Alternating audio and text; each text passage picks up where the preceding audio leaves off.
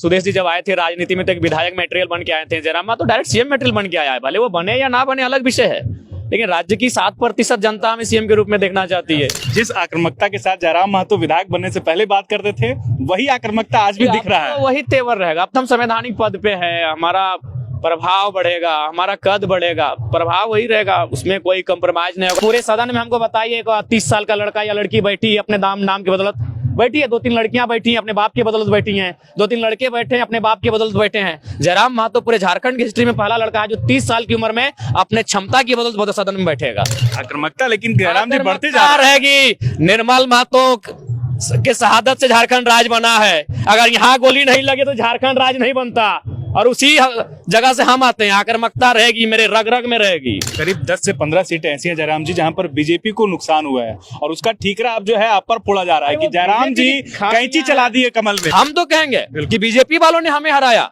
अगर बीजेपी वहां नहीं लड़ती, हमने किसको मात दिया? अमर बावरी नेता प्रतिपक्ष को हम पटक के आए हैं। अब हमें वोट कटवा कैसे कहेंगे जी? हमने नेता प्रतिपक्ष को तीसरे नंबर पे धकेला है, हमने सिटिंग विधायक लंबोदर महतो को तीसरे नंबर पे धकेला है। तो अगर साफ शब्दों में कहा जाए, अगर वे लोग चुनाव में नहीं होते हैं तो कम से कम 15 सीट जीतकर जयराम महतो की टीम यहाँ आती। 28 नवंबर आज का दिन ऐतिहासिक है। मुख्यमंत्री हेमंत सोरेन ने शपथ ले ली है, चौथी बार शपथ ली है। इस शपथ ग्रहण समारोह में कई हस्तियां आई, लेकिन एक हस्ती हमारे साथ है जिनका नाम जयराम कुमार महतो है, जो डुमरी से चुनाव जीता है, पहली बार विधायक बने हैं। जयराम जी बहुत बधाई, धन्यवाद। आखिरकार विधायक बन गए आप। जी शुक्रिया। क्या कहेंगे, आज मुख्यमंत्री हेमंत सोरेन के शपथ ग्रहण में आए, न्योता गया था आपको? जी उनको शुभकामनाएं। मुख्यमंत्री पद की शपथ लेने के लिए उनको बहुत बहुत शुभकामनाएं। क्या कहेंगे जयराम जी? अब डुमरी की बात कर लेते हैं, आप पर बात कर लेते हैं। क्या उम्मीद कर रहे थे रिजल्ट को लेकर के? देखिए, रिजल्ट को लेकर तो हम लोग आश्वस्त हैं कि डुमरी के अलावा गोमिया, रामगढ़, मांडू लगभग 1 दर्जन सीटों पे हम लोग अच्छा करेंगे, लेकिन वही समय नहीं रहा और सिद्धांत से राजनीति किए। हेलीकॉप्टर को हमने इनकार किया, गठबंधन को हमने इनकार किया, हमने अकेले चुनाव लड़ा, अपने सिद्धांतों से समझौता नहीं किया। नहीं तो अगर थोड़ा सा भी हम कंप्रोमाइज करते तो आज मेरे पास कम से कम 7-8 सीटें होती।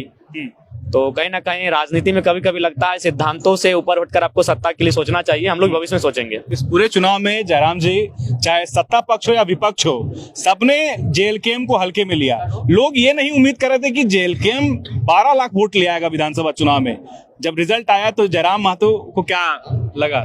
देखिए, हम पहले से आश्वस्त हैं क्योंकि हम लोग लोकसभा में बिना सिंबल के 8.5 लाख वोट लाए थे, और हम लोग इस बार विधानसभा के चुनाव में आश्वस्त थे कि हम लोग कम से कम 12 से 15 लाख के बीच हमारा वोट शेयर आएगा। और विधायकों की गिनती भी लगभग आधा दर्जन से पार जाएगी। इस बात को लेकर हम लोग आश्वस्त थे, क्योंकि हम लोगों ने मेहनत किया था और मेहनत रंग लाई है। लेकिन जयराम जी, एक आरोप आप पर यह भी लग रहा है और जेएलकेएम पर लग रहा है कि कहीं ना कहीं आप लोग आजसू की राजनीति, सुदेश महतो की राजनीति को आपने जो है डैमेज किया है, डेंट किया है। नहीं, ऐसा नहीं है। वो दौर अलग था सुदेश जी का। सुदेश जी जब आए थे राजनीति में तो एक विधायक मटेरियल बन के आए थे। जयराम तो डायरेक्ट सीएम मटेरियल बन के आया है, भले वो बने या ना बने अलग विषय है, लेकिन राज्य की 7% जनता हमें सीएम के रूप में देखना चाहती है। जो परसेंटेज आपका बाबूलाल मरांडी जी का और चंपई सोरेन जी का, आज कल्पना सोरेन जी का वो परसेंटेज नहीं है। तो जयराम महतो का अलग मटेरियल है, सुदेश जी अलग मटेरियल थे। वो विधायक बन के करियर की शुरुआत किए थे। जयराम महतो डायरेक्ट राज्य का चेहरा बन के करियर की शुरुआत कर रहा है। जिस आक्रामकता के साथ जयराम महतो विधायक बनने से पहले बात करते थे, वही आक्रामकता आज भी दिख रहा है। वही तेवर रहेगा। अब तो हम संवैधानिक पद पे है, हमारा प्रभाव बढ़ेगा, हमारा कद बढ़ेगा, प्रभाव वही रहेगा, उसमें कोई कंप्रोमाइज नहीं होगा। जिस कैरेक्टर के साथ हमने चुनाव को जीता है, उसी कैरेक्टर से हम सदन में बैठेंगे। जयराम जी, आपका जो बैकग्राउंड रहा है वो बहुत ही एक तरह का कहे पुअर रहा है, मतलब आप बहुत ही 24 सालों की झारखंड की राजनीति में पहला चेहरा आया है। भले लोग उसको आलोचना करें चाहे जो करें, लेकिन स्वागत करना चाहिए था। परिवारवाद और पूंजीवाद से हटकर कोई लड़का आया है जो अपने दम पर 2 सालों के संघर्ष से उसने पहचान बनाई है। बाकी अब नया नाम हमको बताइए ना, इस पूरे सदन में हमको बताइए 30 साल का लड़का या लड़की बैठी है अपने नाम की बदौलत बैठी है, 2-3 लड़कियां बैठी हैं अपने बाप की बदौलत बैठी हैं, 2-3 लड़के बैठे हैं अपने बाप की बदौलत बैठे हैं। जयराम महतो पूरे झारखंड की हिस्ट्री में पहला लड़का है जो 30 साल की उम्र में अपने क्षमता की बदौलत सदन में बैठेगा। उस शख्स का नाम जयराम महतो है। जयराम महतो को गुमान है या विश्वास है, ओवर कॉन्फिडेंट है? अपने संघर्ष में विश्वास, हमने संघर्ष किया है, हमने 12 बीमारियों को पार किया है, हमने चुनौतियों का सामना किया है, हमने गठबंधन को अस्वीकार किया है, हमने डिप्टी मुख्यमंत्री के पद तक को स्वीकार किया, हमने राज्यसभा के ऊपर को स्वीकार किया है। क्यों ना घुमान करें भाई?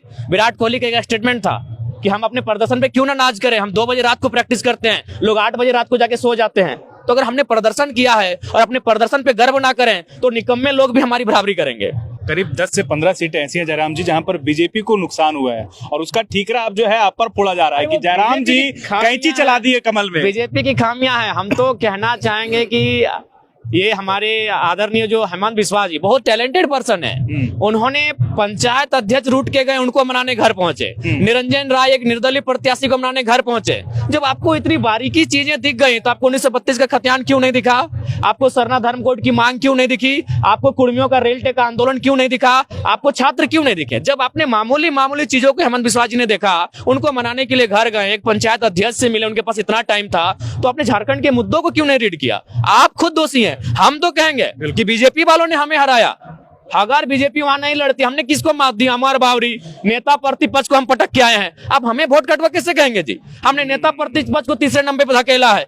हमने सिटिंग विधायक लंबोदर महतो को तीसरे नंबर पे धकेला है। हमने रविंद्र पांडे 5 बार के सांसद को पानी पिलाया है बेरमो में, हमने उनको तीसरे नंबर पे धकेला है। जबकि आप आजसू, जेडीयू और बीजेपी गठबंधन है, जयराम महतो अकेले लड़ रहा है। तो अगर साफ शब्दों में कहा जाए, अगर वे लोग चुनाव में नहीं होते हैं तो कम से कम 15 सीट जीतकर जयराम महतो की टीम यहाँ आती। बीजेपी के नेता ये बोल रहे हैं कि आप लोग बी टीम है जेएमएम के। इतना पैसा कहां से आया चुनाव लड़ने का? इतनी गाड़ियां कहां से आई? चलिए हम अपना अकाउंट सार्वजनिक करेंगे। हम अपना अकाउंट चुनाव आयोग को सार्वजनिक करेंगे। आया है लगभग 40 लाख के आसपास चंदा आया है। किसी ने 40 लाख चंदा आया? बिल्कुल आया है। किसी ने दुबई से भेजा है, किसी ने सऊदी से भेजा है, किसी ने महाराष्ट्र से भेजा है, किसी ने तेलंगाना से भेजा है। शर्म क्या जी? आया है 40 लाख का चंदा आया है। हमारे हर एक प्रत्याशी को 15-20 लाख का चंदा आया है। वो क्राउड फंडिंग है। हम तो कॉर्पोरेट की फंडिंग से नहीं आए हैं, हम तो टाटा बीसीएल की दलाली लेके नहीं आए हैं। हम जनता के पैसे से आए हैं और छाती ठोक के जनता के लिए बात करेंगे। आक्रामकता लेकिन जयराम जी बढ़ते जा रहेगी। निर्मल महतो के शहादत से झारखंड राज बना है। अगर यहाँ गोली नहीं लगे तो झारखंड राज नहीं बनता।